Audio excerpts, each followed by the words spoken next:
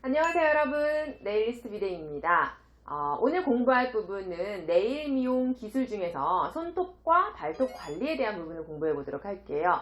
자, 이 단락은 우리에게 있어서 가장 편하고 쉬운 단락 중에 하나가 아닐까 싶습니다.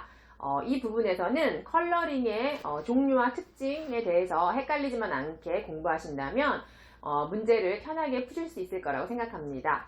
자, 그럼 지금부터 시작해 볼까요?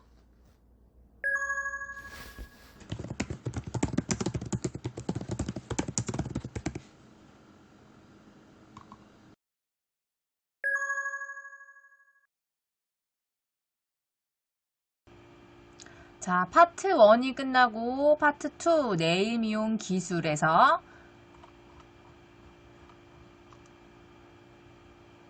자, 오늘은 손톱 및 발톱 관리. 자, 출제 비중은 4개에서 5개 문제 정도가 출제가 되고요. 자, 시술 순서 아주 중요해요. 그리고 거기에 사용되는 제품과 특징, 또한 컬러링의 종류, 그 다음에 그 종류에 따른 특징 모두 암기하셔야 돼요. 이 부분은 지금 처음 공부하시는 분도 계시겠지만 학원을 다니시는 분들은 벌써 많이 파악했을 거라고 생각돼요. 그래서 되게 어렵지 않게 쉽게 문제를 풀 수 있을 거라고 생각됩니다. 자, 이제 문제풀이 해볼게요. 자, 첫 번째 문제부터 갑니다. 네일 시술의 절차 중 가장 먼저 해야 하는 거 요거 되게 자주 출제되는데요. 손소독이에요. 소독. 무조건 어떤 시술 우리가 손 관리를 하든 인조네일 관리를 하든 발 관리를 하든 무조건 소독을 먼저 하셔야 돼요. 자, 그리고 나중에 실기시험 준비하시면 아시겠지만 우리 시술자를 먼저 소독을 하고 그 다음에 피시술자 뭐 모델이라고도 하죠. 혹은 이 피시술자 순으로 소독을 꼭 하셔야 됩니다.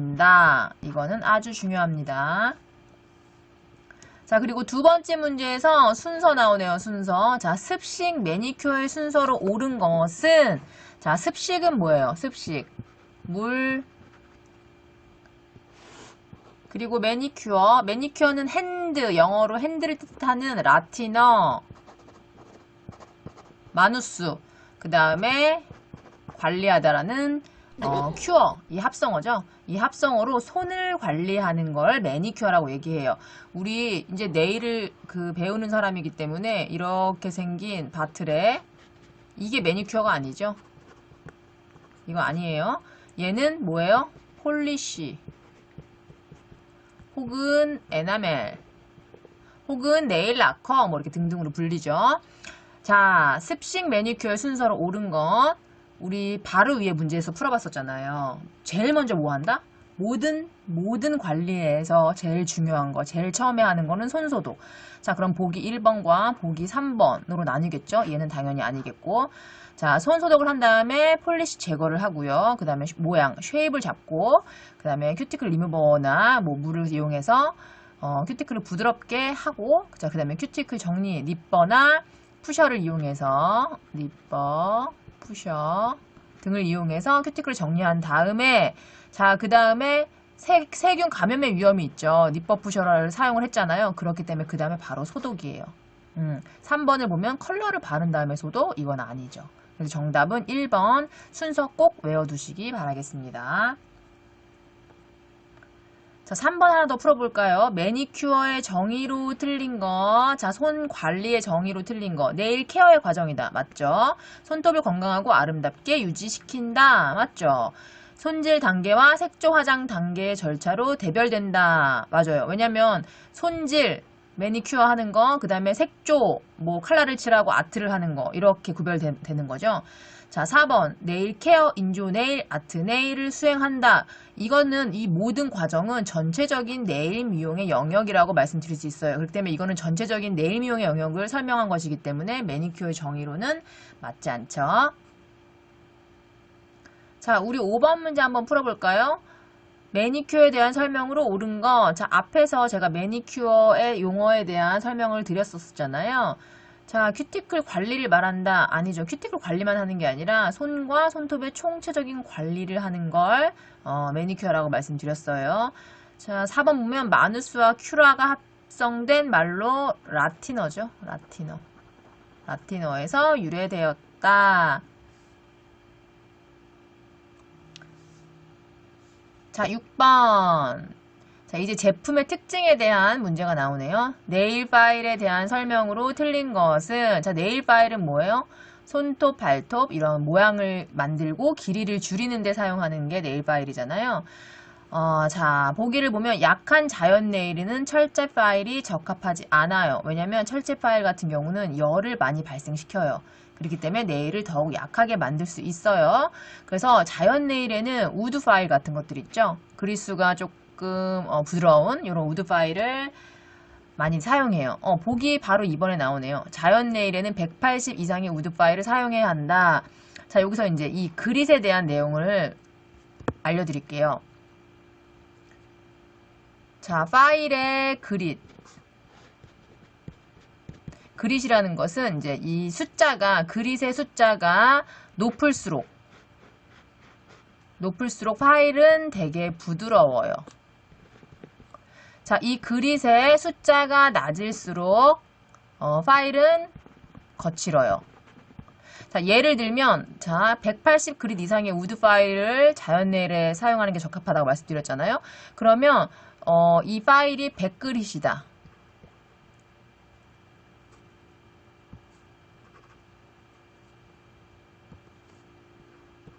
이렇게 100그릿이다. 그러면은 이 우드 파일보다 조금 거칠단 얘기예요. 그래서 이런 것들은 인조 네일, 자연 네일보다는 인조 네일 표면을 간다든지 길이를 줄인다든지 그런 거에 되게 적합한 거예요. 그래서 요 숫자가 높을수록 부드럽고 요 숫자가 낮을수록 거친 거 이렇게 해서 파일의 그릿수를 구분하시면 되겠고요.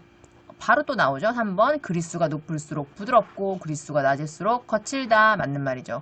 자, 그리고 네일 파일은 인조 네일과 자연 네일을 구분지어 사용하는 것이 좋다. 당연한 거죠. 인조 네일 같은 경우는 뭐랄까 이 상함이 없잖아요. 뭐 약해진다거나 뭐 이런 게 없잖아요. 그렇기 때문에 그리고 이제 빠른 시간 내에 모양을 조용하고 표면을 갈아줘야 되기 때문에 인조 네일 같은 경우는 그릿수를 조금 낮은 거를 많이 사용하는 편이죠.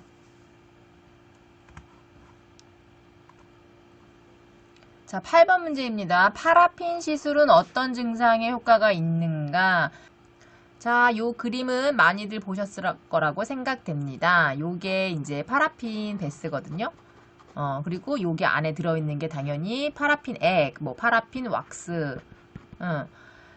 파라핀 왁스는 처음에는 이렇게 고체 형태로 되어 있어요. 그래서 이 고체 형태를 이 베스에다가 일정 기간 데워주면 얘가 이렇게 물처럼 액체로 변하거든요. 그래서 거기에 손을 왔다 빼었다 넣었다 뺐다 넣었다 뺐다 넣었다 몇 번을 하시면 이렇게 그 장갑, 약간 뭐라 그래야 되지? 촌농 같은 그런 느낌이에요. 그런 장갑이 씌워져요. 그래서 이 파라핀을 사용을 하면 이 건조한 손톱, 그 다음에 건조한 발, 거기에 보습, 완전 초고 보습을 준다고 알려져 있고요. 그 다음에 또한 그 관절이 안 좋으신 분들한테도 되게 좋다고 파라핀은 효능이 알려져 있어요. 그렇기 때문에 파라핀 시술은 어떤 증상에 효과가 있는가? 건성이죠. 자, 그리고 9번과 10번은 핫 오일 매니큐어에 대한 설명이에요. 매니큐어에 대한 뭐 그런 내용인데요. 자, 10번 먼저 보실까요? 핫오일 매니큐어에 대한 설명으로 옳지 않은 거. 자, 핫오일이 뭘까요? 보기를 보면 알아요. 오일에 손을 담그면 모공이 열리면서 큐티클이 유연해진다. 핫오일이니까 따뜻한 오일이겠죠. 자, 로션 워머에 크림을 2분의 1 정도 넣고 전원을 미리 켜놓는다. 아, 핫오일 매니큐어는 이런 식으로 시술을 하는구나. 자, 3번 습도가 높은 여름에 효과적이다. 자, 누가 봐도 핫오일 매니큐어는 그죠? 여름에 효과적이지 않고 언제? 춥고 건조한 겨울에 효과적이겠죠. 그건 당연한 거죠. 자, 네 번째. 갈라진 네일에 행네일 고객에게 적당한 시술이다. 맞죠? 요게 핫오일 매니큐어예요. 자, 그러면 9번 핫오일 매니큐어로 가장 큰 효과를 볼 수 있는 거 요거 좀 생각나실 거예요. 예전 시간에 한번 배웠었잖아요, 우리. 자, 테리지움이에요. 테리지움이 뭐다? 큐티클 과일 성장? 과잉. 큐티클이 아주 과하게 성장해서 네일판을 덮는 증상으로 핫 오일 매니큐어가 효과적이다. 자, 왜냐면 오일을 담궈서 모공이 열리면 큐티클이 유들유들 유연해지기 때문에 나중에 제거하기도 편하고 네일판을 덮는 그 큐티클이 과잉 성장하는 것도 방지해주고, 요게 핫 오일 매니큐어라는 거 알고 계세요? 자, 다음에 페디큐어 시술 문제 하나 풀어보도록 할게요. 자, 페디큐어, 발이죠, 발. 매니큐어, 손이죠, 손. 자, 1번 발톱 모양을 둥글게 조형한다. 오 마이 갓. 아니죠. 발톱 모양은 스퀘어로 조형하셔야 돼요. 스퀘어. 자, 페디큐어는 겨울철에 하지 않는 것이 좋다. 자, 이건 뭘까요? 그럼 겨울철에 페디큐어도 하지 않고 발톱을 매발톱처럼 기르고 파고들고 아니죠. 페디큐어나 매니큐어나 사계절 내내 적절한 시기에 관리하시는 게 좋겠죠. 자, 콩커터 사용 시 피부결 방향으로 제거한다. 자, 답은 3번인데요. 자, 콩커터 이미지를 하나 보여드리도록 할게요. 자, 그림에 보이는 요게 콩커터예요. 그래서 콩커터는 요 안에 면도날이 들어있어요.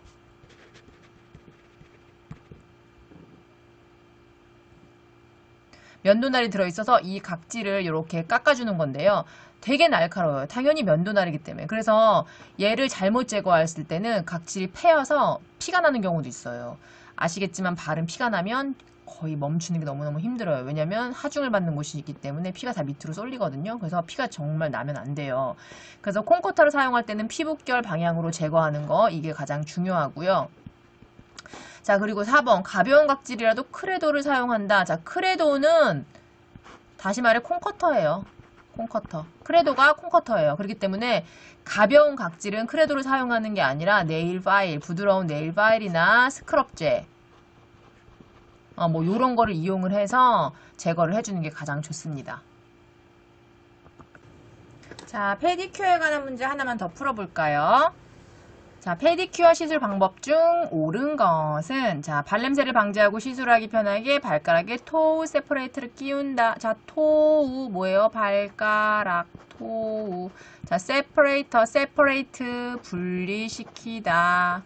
그래서 발가락을 분리시키다. 자, 이미지 한번 찾아볼까요?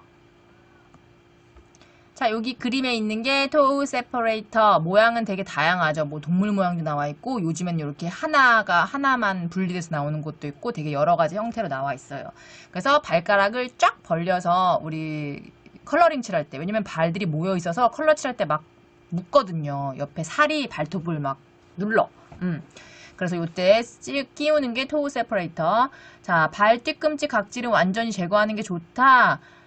이거 헷갈리실 텐데 언뜻 보면 각질을 완전히 제거하는 게 좋겠지? 라고 생각을 하실 거예요. 하지만 절대 아니에요. 왜냐면 이 발바닥이라는 것은 우리가 온 몸에 하중을 받는 거잖아요. 걸어 다닌단 말이에요. 그래서 어느 정도의 각질막이 있어야 우리 발바닥을 보호해 주는 거예요. 그렇기 때문에 완전히 제거하게 되면 걸을 때 아파요. 무지하게 아파. 그렇기 때문에 완전하게 절대 제거하시면 안 돼요. 자, 3번. 발은 관리하기 편하게 둥글게 파일링한다. 아까도 말씀드렸잖아요. 발은 어떻게? 스퀘어. 발음 굴렸어. 죄송해요. 스퀘어로 관리를 하셔야 되는데 이 이유는 뭐예요? 발톱을 스퀘어로 조용해야 되는 이유. 여기를 둥글게 이렇게 자르잖아요. 그러면 여기 살이 차고 올라와요. 그렇기 때문에 파고드는 발톱이 될 수가 있어요. 그렇기 때문에 절대적으로 스퀘어로 파일링 모양을 잡아주셔야 한다는 거 꼭 기억하세요. 자, 그리고 마지막. 당뇨병 환자는 발 마사지로 피로를 줄여준다. 이거는 되게 상식적인 문제일 텐데 절대 하시면 안 돼요. 발 마사지를 하시지 않는 게 좋아요. 자, 그리고 교재 68페이지 가보시면 이제 습식 매니큐어에 대한 재료, 그리고 그거에 따른 재료에 대한 설명, 뭐 베이스 코트는 폴리시 착색을 방지한다.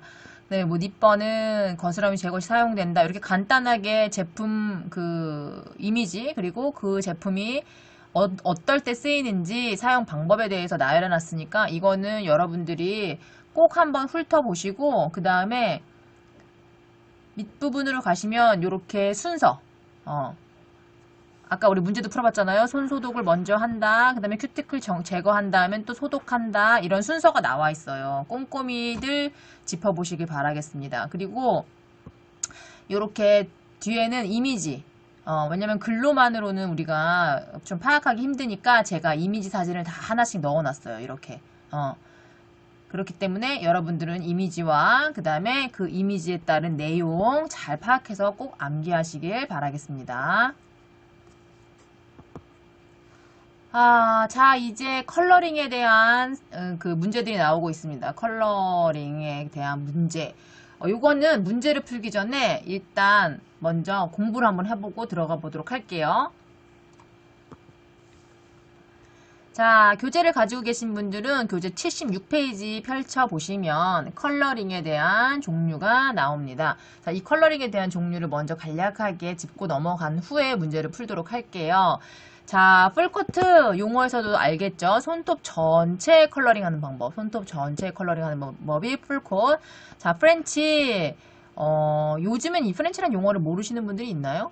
제가 네일을 처음 시작해서 일을 했을 당시에는 손님들이 이 프렌치란 용어를 잘 몰랐어요. 그래서 손톱 끝에만 발라주세요 이렇게 많이 말씀하셨거든요. 근데 사실상 요즘엔 거의 모르는 분이 없겠죠? 그죠? 손님들도 샵에 오셔서는 뭐 프렌치 해주세요, 하프 프렌치 해주세요, 딥 프렌치 해주세요, 아주 능숙하게 그죠? 하트 프렌치 해주세요 이렇게 많이 말씀을 하시거든요. 그래서 프렌치는 자 프리엣지 부분만 컬러링하는 방법. 여기가 지금 프리엣지잖아요. 여기. 그래서 컬러링하는 방법. 그 다음에 요즘에 뭐 변형 프렌치들 많잖아요. 이렇게 반만 칠해주세요. 하프 프렌치.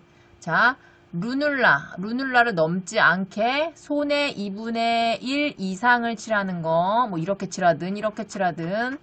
디프렌치는 뭐 가을 겨울에 되게 선호하는 그 손톱 컬러링의 종류 중에 하나죠. 그래서 이렇게 프렌치가 있다는 거. 자, 그리고 프리엣지 이거는 그냥 일단은 우리가 네일을 하는 사람이니까 알고 계세요. 실전에서는 거의 사용하지 않지만 자, 프리엣지 부분만 컬러링하지 않는 방법. 자, 이거는 왜 그러냐면 여기 컬러링을 지금 여기만 칠한 거예요. 여기만 칠하는 거예요. 이유는 뭐냐면은 요 헤어라인 팁이 여기 보면 전체를 풀콧을 한 다음에 여기만 지워주는 거예요. 그래서 요거나 왜 이렇게 지워주냐 하는 거면 대부분 우리가 이제 그 폴리시 지금은 뭐 젤네일이지만 폴리시를 칠할 당시에는 손톱 끝을 사용하기 때문에 손톱 끝부터 컬러가 까져나갔어요. 뭐 물론 젤도 마찬가지겠지만 그래도 젤은 두껍고 단단하기 때문에 여기를 잘 채워주라고 말을 하잖아요. 그래서 근데 이 컬러는 여기가 얇게 칠해지기 때문에 여기부터 까져나가서 아주 비기 싫죠. 안 예쁘잖아요. 그렇기 때문에 아예 미연에 방지하는 방법이지. 그래서 여기를 지워서 지저분하지 않게 지워지게 유지하게 하는 방법이라고 해서 이렇게 컬러링하는 방법이 있었어요. 알고 계세요, 용어를. 자, 그리고 슬림라인 말 그대로 되게 슬림하게 보이는 거. 여기만 칠하고 여기 양쪽 옆구리 부분들 있잖아요. 여기를 칠하지 않는 거예요. 1.5mm 정도 남기고 컬러링하는 방법. 이거는 뭐냐면은 손톱이 예쁜 손님들 같은 경우는 뭐 상관없는데 손톱이 뭐 이렇게 좀 널찍하거나 이렇게 사이드가 좀 약간 사다리꼴로 생겼어. 그러면 요렇게 슬림 라인으로 요렇게 컬러링을 칠해주잖아요. 그러면은 손톱이 되게 가늘어 보여요. 그런 효과가 있단 말이에요. 그리고 더군다나 예전에 폴리시로 칠했을 때는 발톱 같은데 너무 꽉 찬 컬러링을 하면 파고들어요. 수축하기 때문에. 그렇기 때문에 이렇게 슬림 라인으로 컬러링 해주는 게 방법입니다. 자, 그 다음에 하프문은 여기 있죠. 루눌라 부분만 남기고 컬러링하는 방법이에요. 그래서 이거는 디프렌치 아니에요? 그죠? 디프렌치 아니에요? 이렇게 알 수도 있어요. 근데 하지만 디프렌치는 손톱 2분의 1 이상 칠한 모든 컬러링을 다 디프렌치라고 하거든요. 그래서 루눌라 부분만 남기고 컬러링하는 방법의 정확한 명칭은 하프문이라는 거, 요거 헷갈리지 마세요. 자, 그리고 그라데이션, 우리 많이 좋아하는 그라데이션. 자, 손톱 전체 길이 2분의 1 이상에서 요 루눌라를 넘지 않게 프리엣지로 갈수록 점점 자연스럽게 컬러가 진해지는 거. 프리엣지 여기 손톱 끝으로 갈수록 컬러가 진해지는 거. 이거 헷갈리시면 안 되는 게 이 문제들이 반대로 나와요. 뭐 프리엣지로 갈수록 자연스럽게 컬러가 연해지는 컬러링 방법이다. 뭐 이렇게 나오거든요. 그래서 잘 알아두시고, 그리고 우리 나중에 실기 보실 때 제일 중요한 건 요 루눌라. 우리 감독관님들께서 요걸 제일 많이 봐요. 그라데이션을 했는데 이 루눌라에 컬러들이 넘쳤는지 안 넘쳤는지 요거 많이 보시니까 실기할 준비하시는 분들도 요거 꼭 많이 알고 계시면 좋아요. 자, 본격적으로 문제를 풀어보도록 하겠습니다. 컬러링에 대한 설명이 틀린 것. 자, 1번 네일 폴리쉬를 2회 도포한다. 맞죠? 자, 재색을 이 폴리쉬 본연의 색, 재색을 내기 위해서 2회 정도는 도포를 해야 재색이 난다고 하기 때문에 컬러링은 2회 도포하는 게 맞습니다. 자, 착색 방지를 위해 베이스 코트를 도포한다. 맞죠? 자, 네일 폴리쉬를 바르기 전 큐티클을 유연하기 위해 큐티클 오일을 바른다. 네일 폴리쉬를 바르기 전에 큐티클 오일을 발라요? 아니죠. 왜냐면 큐티클 오일은 이 오일 성분, 기름기가 많단 말이에요. 그래서 얘를 먼저 발라놓으면 폴리쉬가 절대 예쁘게 안 발려요. 막 울퉁불퉁, 그리고 밀착되지도 않고 절대 바르시면 안 돼요.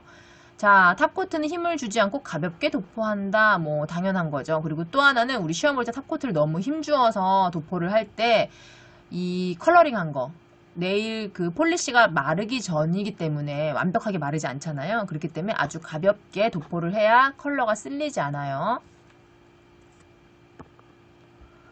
자, 20번 컬러림의 까짐을 미연에 방지하기 위해 손톱의 끝부분만 지워주는 컬러링, 이거 설명드렸죠. 요것도 되게 종종 출제되거든요. 헤어라인. 자, 21번 그라데이션 컬러링에 대한 설명으로 틀린 거. 자, 1번 색상 사용에 제한이 없다. 뭐 당연하죠. 빨강색 발라도 되고 파란색 그라데이션 해도 되고 뭐 글리터 그라데이션 해도 되고 제한이 전혀 없죠. 자, 스펀지를 사용하여 작업할 수 있다. 네, 우리 실기 시험 볼 때는 스펀지를 이용해서 그라데이션 하죠. 근데 이제 나중에 그 업무 그 현장에 나오시면 뭐 그 브러쉬로 하는 경우, 그 다음에 스펀지로 하는 경우, 브러쉬도 되게 여러 가지예요. 그래서 다양하게 작업을 할 수 있거든요. 자, 그 다음에 3번 라이트 큐어드 젤의 적용 시에도 사용할 수 있다. 라이트 큐어드 젤이 뭐예요? 우리가 말하는 젤네일이잖아요. 젤네일에서도 그라데이션 엄청 많이 하죠. 자, 4번 일반적으로 큐티클 부분으로 갈수록 컬러링 색상이 진해지는 기법이다. 이거 아까 맞아, 제가 그 스터디 부분에서 말씀드렸어요.